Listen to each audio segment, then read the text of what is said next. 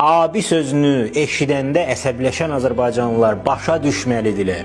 Bu söz bizim dilə keçəcək. Çünki bunun üçün 5 səbəb var, həm də ehtiyac var. Ən birinci səbəb odur ki, onsuz da bu söz bizim dildə var. Yəni bu türk dilindəki abi sözünün yazılışına baxsaz o belə yazılır. Ağa, bey.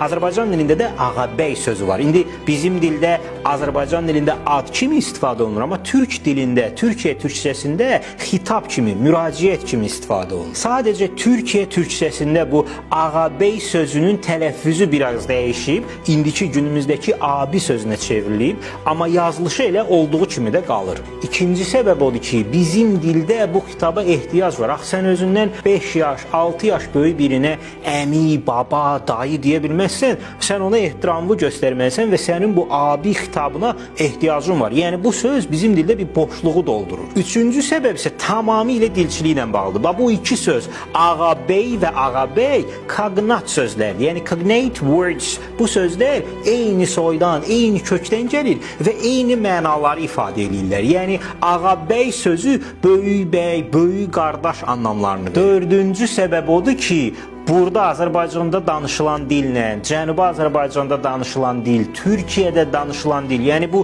üç fərqli coğrafiyada danışılan dil bir dildir, eyni dildir. Ruslar bizim, Farslar da İrandakı, Cənubi Azərbaycandakı soydaşlarımızın bir-birinə inteqrasiyasına əsirlərdir ki, mane olurlar. Amma indi ki sərhədlər açılıb və internet var, televiziyalar var, bu üç dilin bir-birinə inteqrasiyası davam edəcək. Yəni o vaxt siyasi səbəblərdən bu dillərin ictimai mədəni bütövlüyü pozulmuşdu. İndi o bərpa olunacaq və bu borc alma prosesi sürətlənəcək, getdikcə daha aydın olacaq. Yəni bu üç coğrafiyada danışılan dil bir-birinə daha çox oxşamağa başlayacaq. Beşinci, ən əsas məsələ isə budur. Bir Azərbaycanlının abi deməsindən qorxmayın, əziz həmvətənlərim.